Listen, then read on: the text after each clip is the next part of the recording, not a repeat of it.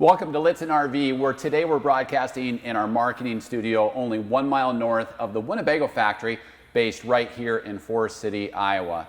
Today is all about solar, and today we're going to cover one of the most common questions that we get here at Lichtsinn RV, which is, how much solar do I want on my RV? And I want to welcome a couple of very special guests with us today. Brian Buffington is our service director here at Lichtsinn RV. He is a master RVDA certified technician and leads our service department. I also want to welcome Luke Hejlik.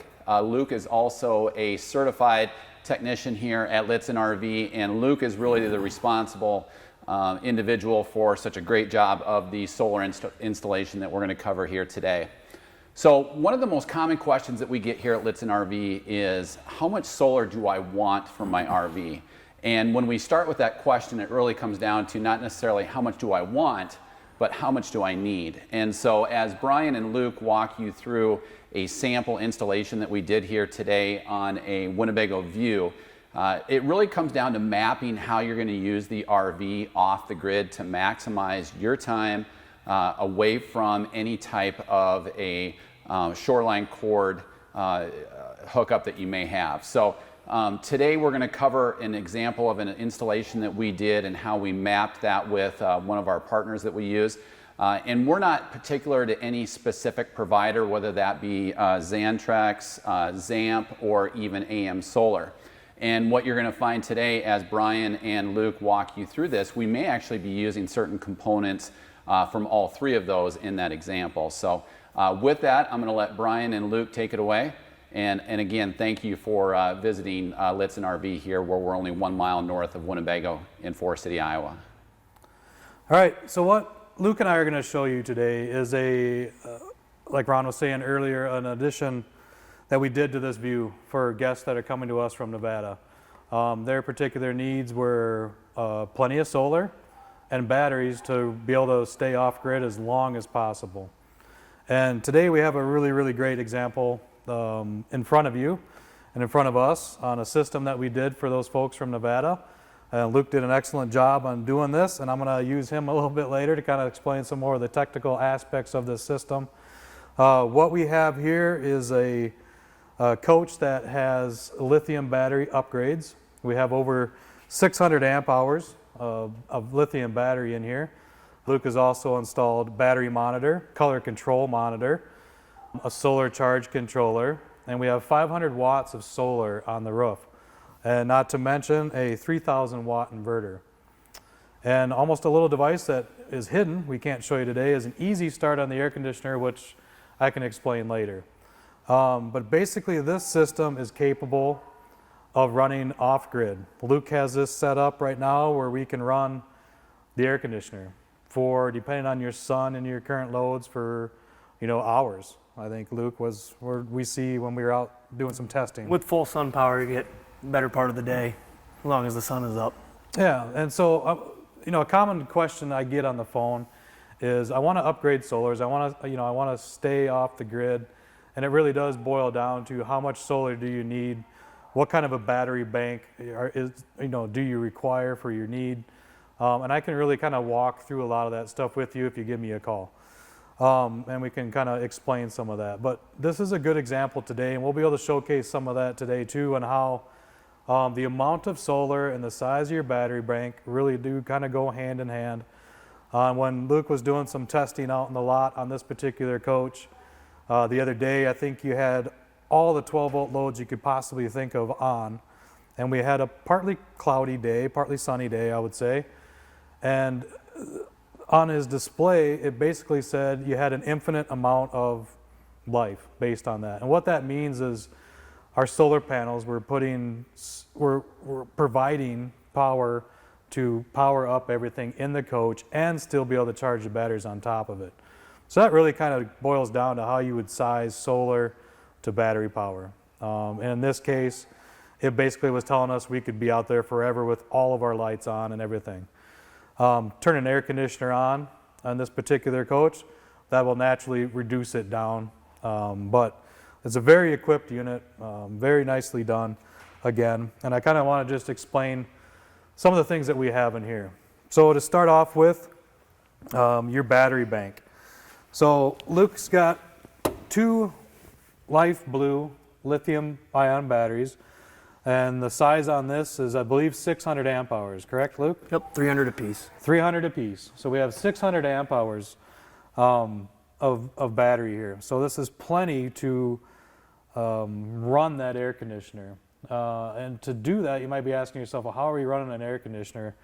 Luke also installed what's called an Easy Start on the air conditioner.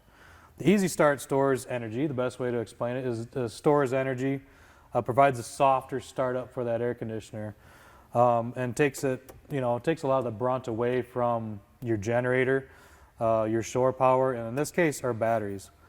The other thing that we have in here, do you have anything else to add on the batteries? No, I think you pretty well hit it. Okay. The other thing we have in here is our inverter, and that is a 3,000 watt inverter from Victron. It's a pure sine inverter. It's an inverter and charger, and that's capable of obviously powering up this entire motorhome, which we have it set up for. The other thing about lithium batteries that people may or may not know, when you switch to lithium, you do have to change the charge setup of that. So even if we do a simple lithium upgrade for you, we still have to look at changing the charger out. Can you explain some on charge rates, what lithiums are looking for? Yeah, just lithium, they have different absorption rates, different float charges, specific types for the batteries that obviously if those types aren't set correctly, then you could be potentially damage those very expensive lithium batteries that you just put in. So it's basically just more of a charge parameter to making sure that the voltage and everything is right for that particular battery. So. Okay, and each lithium battery manufacturer generally has those parameters that we have to go set that stuff up with. In this case, Luke has programmed this charging system to do that. The other thing that Luke did to this was obviously a battery monitor, and we're going to show you that here in a little bit. The battery monitor and controller really is kind of an overview of everything that is happening, currently going on. Pretty neat app that you can get on your phone, and I'll show you that here too. So you can really kind of see everything what's going on. Really helps you guide your usage and what is happening and how long can you expect to run. Gives the end user a phenomenal picture of how much life they have left, what's going on with it, and how to actually kind of control that themselves to get the most out of their system. So battery monitor, I would say, is a must with any lithium upgrade. Wouldn't you agree? Yes, yeah, I would agree. Yep. Yep. So, and again, that battery monitor in here and controller is from Victron. And this particular kit was put to we worked with AM Solar on this particular kit, who uses a lot of different things, like Ron was saying earlier. The Zamp solar panels, which are, we have 500 watts again on the roof. We're using Zamp solar panels with a Victron charge controller. And do you remember what the rating is on that? Is it a 50 amp? I believe so. Yeah, 60 amp, I believe. 60 amp breaker, DC breaker built in. Okay, so a very large charger controller to power your battery backpack up with. And everything else in here is just basically all your protection. You've got your breakers, you've got your shunts and shutoffs. So again, really nice job on this, Luke. All right, so what we're showing you here is the install Luke did on the roof here. We have 500 watts of the Zamp solar panels. Luke has meticulously sealed everything up. Did a great job laying it out for the guest. Able to get up there and clean your solar panels off. Again, really nicely sized solar panel system for this particular setup. And we'll show you here in a little bit kind of what I'm talking about on the power and the availability that we have with this 500 watts of solar. We do everything from 100 watts up to obviously 500 watts and larger.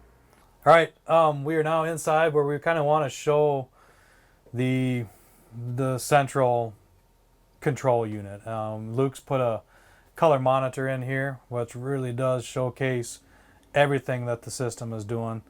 And Luke has spent a lot of time learning the system, obviously installing it, and is definitely equipped a lot better than I to go through and kind of show and showcase what is all happening there. So Luke, if you could please kind of walk us through that and what's all happening. Okay. Come over to your screen here. And this is basically going to break down. You can see obviously in the middle here, this is going to be your 3,000 watt inverter. Anything with your grid is going to be either running your generator or plugging in that shore power. So basically any of your, and it will also show the wattage of how much that shore power or the generator is actually bringing in at that time. You can see in between each is a meter that is showing the direction of the flow of the actual electricity going through. So it's showing your grid power coming in to your inverter, which our inverter is showing also the type of float or also the type of charge that we're putting out of our inverter, which is right now it's currently the float. And then out of that, you are also going to see coming over to our AC load draw. So any of our components currently drawing any wattage on the AC power or the AC loads. Very low because we are currently just charging right now, and only on a float charge as well. Then continue to follow and you'll see the charge coming from the inverter over to your batteries. Our batteries are fully charged up right now, so you will see that the wattage is very low, just kind of throwing in a trickle charge of sorts to it. We are currently inside, so you will see that our solar controller is not giving us any output at the current moment. It does recognize though that it is hooked up and ready to go once we do get pulled into the sunlight. Then you also come down to the battery and it will show your DC wattage draw coming out of those batteries for any DC components that you're running inside your coach. This screen gives a very good map, but if you do hit the page button twice, it will give you the tile output and show you more of just a digital output reading for this screen. Then the last one is come and hit your menu button. It will bring you in. It's going to show your battery monitor. It will show your inverter charger and also your solar charger. All the current outputs of what those are doing for you and what those are monitoring. I think what I'd like to do now, Luke, is I will go unplug the RV. Will that show a good example of how that's flowing kind of the opposite direction? And maybe we could throw a load or two on it so we can see how that's working. And then we will pull it outside so we can kind of show all of you in this video what the solar is doing, how it's providing power to our coach to not only provide the demand that we're giving it, but also charge the batteries. All right, now we've pulled it outside so we can kind of really demonstrate just what's going on with our solar system, how it's charging, how we are still providing power to the batteries. And if you want to scroll over to that or zoom over to that, Rhonda, I'll have Luke explain a little bit on that. So now you can see that over on our charger controller, now that we do have the coach in the sunlight, we are pulling in just a little bit over 400 watts, which is a lot of power coming in for DC. So you will see that panel from the controller is bringing it over to our batteries, and then from our batteries, our DC power is coming out. Currently, we have 215 watts roughly coming out of the battery, and like I said, the 400 coming into them. So you will come over on the batteries and see that you have a positive of 160, 150 watts coming into that battery, even with all of your other DC components currently running at that time. Also shows your DC amps coming into the battery and also the voltage as well. Yeah, so kind of a really good snapshot, I think, of what Luke was saying there too, is we have, I would say, a majority of our 12-volt lights on. Not all of them. We have a 12-volt refrigerator, compressor-driven refrigerator running, and our battery pack is still seeing 218, 217 watts, correct? Correct. And DC power being used is 170 watts. So what that means, and I'm going to show you here in a little bit through the app that you have available to you when you have a system like this, what that translates into as far as usage goes. All right, this is the app that I alluded to earlier. In this case, we have two devices that links to this application, and it's the Victron app that you can download through, either Android or Apple phones will work. In this case, we have the battery monitor and the solar charge controller. And again, we are outside. So I'm going to look at the battery monitor first. All right. So to talk about what I was mentioning earlier, is we are outside. We have a lot of 12-volt loads on. We have the 12-volt compressor driven refrigerator. We have the lights on. And this gives you an indication of where the batteries and the charging system is at. Things to note on here, it's given us our current, the wattage use, consumed amp hours, and time remaining. And I think this is a key here, is we are outside with all these 12-volt loads on, and it's given us an infinite reading, which means we are not only supplying power from the sun to take care of the demands that we have turned on in here, we're able to charge the battery as well. So again, just a really nice install, nice properly sized unit. And the other thing that you have in the battery monitor feature, did I miss anything here, Luke? No? I think you hit it all pretty well. Okay. The history. You can go back and you can look at your history. Just different things here is our deepest discharge. And Luke's been doing a lot of testing with this system.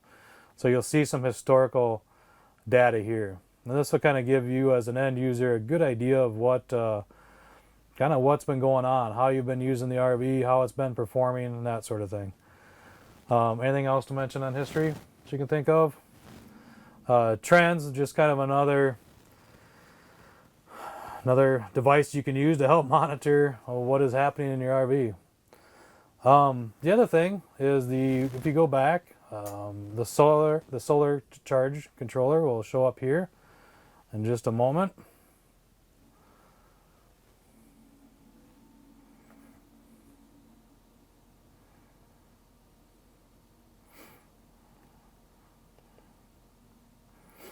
All right, there we go. So earlier, just a moment ago, you saw that we were bringing in 400 and some odd watts. And that was just a couple of minutes ago. So what's changed? And Luke might be able to describe this best. But basically this is telling you what are you currently bringing in from the sun, from your solar panels. Your voltage, your current, what state is the charger in, because your solar charger is a controller as well. So we are, in absorption state on the charging. And I'm going to come back to Luke here in a second, but based on some things that he's watched. Here again is history. You can see how did you perform today with being out in the sun. What was it doing? How much solar did you bring in? All those stats are there. You have lifetime totals on there. You can reset that.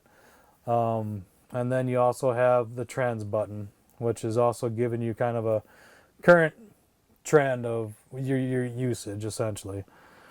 And Luke, in your testing, see now we're down to 175. So this can be a couple of things. One, where are we at with sun? And then the other thing is need, correct? Correct. Yeah, you'll obviously, like I said, you have the 500 watts up there. Your batteries are going to see current, how much power they need to bring in from that solar, and also your solar is watching that as well. So if your batteries are fully charged up and you have a very little or small demand for DC draw on those batteries, though that solar power is going to sit at those panels and will not actually be needed to be thrown into the batteries to charge those up. It will only use the solar power that is needed. The rest will just sit there idle until either the batteries themselves need more power or the DC current demand is increased. Yep. So in other terms, basically what I understood it and understand it as is you're out in full sun. You might be wondering, why am I not seeing 400, 500 watts of solar? And it's based on need. My batteries are happy. My demand is low. And you might only see 50 watts, 100 watts up here because we just don't need it. Correct? Correct. Okay. The next thing I think we'd like to probably show you is the air conditioner. Luke installed an easy start. All right, and we kind of talked about that earlier. So go ahead, Luke. So the easy start, like I said, on the AC is just going to basically take that peak wattage or that peak load and crank it down a little bit so it's not such an extreme draw on those batteries that you're going to see pulling out. So right now you'll currently see we are at 0 watts with our grid, so we are not plugged in, we are not running any shore power, no generator, and currently bringing in about 160 watts. So we're going to go ahead and kick the air conditioner on.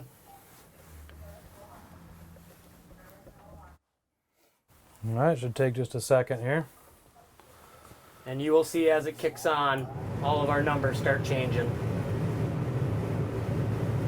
So you'll see our current draw jumped up, and that's still only the fan running there, the compressor kicked on. So now we're pulling almost 1,000 watts of AC current from that inverter that's coming out. If you come over to our solar, you'll see now our solar is cranked all the way up, and now we're pulling it's going to jump around quite a bit, but you'll pull anywhere from 350 to 450 right now. You come over to our batteries, we are currently still 100%, but you'll see now our wattage is now in a negative number, showing that we are actually taking out more watts than we are bringing in. And then also with our amps. The amps are high because it is a DC current amps, not the normal AC current amps you're used to seeing. So we have almost 72, so I'll call it almost 75 amps currently coming out of those batteries. Probably more, but our solar controller is making up that difference. So if we did not have the solar there, you would see that amperage number be way higher. So again, that's a really good explanation on what does the size of my solar panel, my solar system, if you will, how does that make a difference with my battery bank size? And Luke just did a really good job of explaining that we're bringing in 300, and I can't see it from here, but 390 watts of solar, and not all of that power is coming out of my battery bank. We are using some of that solar power right now as we speak to help provide this huge demand. And again, we still have a 12-volt refrigerator running, we still have most of the lights in this RV on, and we are running an air conditioner. You can see this chart shows it very well. You see you got your solar coming in and the battery power coming out of your batteries. Both are coming together and coming up and delivering to that inverter to feed that AC load that the air conditioner requires. And the other thing is, right now it might be too much to pan over to my app, but my app right now is telling me, and I'll try to bring it in. Rhonda, you can tell me if this is making sense or not. Sure. Oh, yeah, Luke's got it brought up for you in the battery monitor right next to it, so maybe you can zoom in on that. That representation is, and I'll stick my phone up here too. So again, we started off a little bit higher than that. We still have all of our 12-volt lights on. We still have our 12-volt refrigerator on. We're still currently running an air conditioner, and it's telling us that we have 3 hours and 14 minutes remaining if we keep our current usage in place. If we continue to try to run all of these loads at the same time, we have 3 hours left. Correct, Luke? Correct. Okay. If I turn that air conditioner off, or I start to minimize some of my loads, you can see that time change. So again, just a real neat feature that they have with this to really give that end user probably the best idea of what and how they can use their system. All right, and so in closing, we've shown you a couple different things today, and I don't know, we've got the color controller, and again, what this does is it takes information from your inverter. This is your battery monitor, and the solar charge controller, and it's just a nice, real central location to give you an idea at one glance what your whole system's doing. Maybe this, is beyond what you're looking for in a solar system or an inverter system, but the actual app and everything is run from a battery controller, which is this device or the display here. A battery monitor, not a controller, I should say, but the battery monitor, that's what's sending information to not only our one central color controller, but also the app. So a lot of times when you do, a lithium upgrade, And, you know, with solar on there, we almost always recommend a battery monitor, you know, so it can really tell you what's happening there. And the solar charger controller itself is sending that signal out, and so you can also get that through your app. So we can really design a system and help design a system with partners like AM Solar and Xantrex and Zamp to really best fit your needs. And the best thing to do there is to just call in, and I can discuss a lot of that with you, try to make sense of what your demands and needs are, and we really will try to build a system with great installers like Luke to really, you know, to satisfy your needs and get you off the grid if that's really what you're looking for. Or maybe it's just a weekend, you know, dry camping where you know you have scheduled events where you don't have access to power and you don't want to run the generator. Maybe you don't need the air conditioner going, but you do want to keep your batteries charged and that sort of thing. We can really help you through that discussion and try to make sense of that for you and hopefully explain it to you in a way that will really get you out there enjoying your RV. So again, any questions, you know, feel free to give myself a call.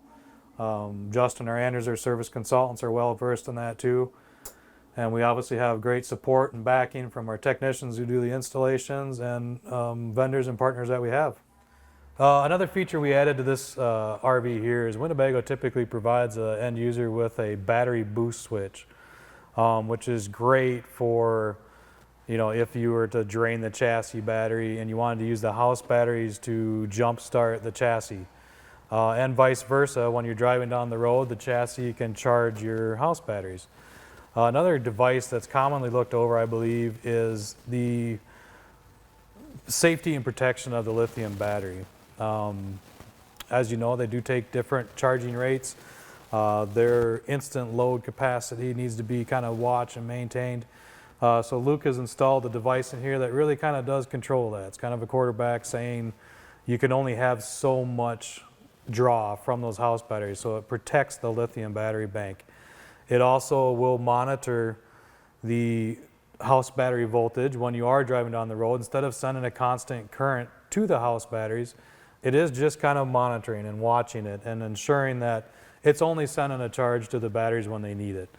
So it's another great feature in addition to this particular RV.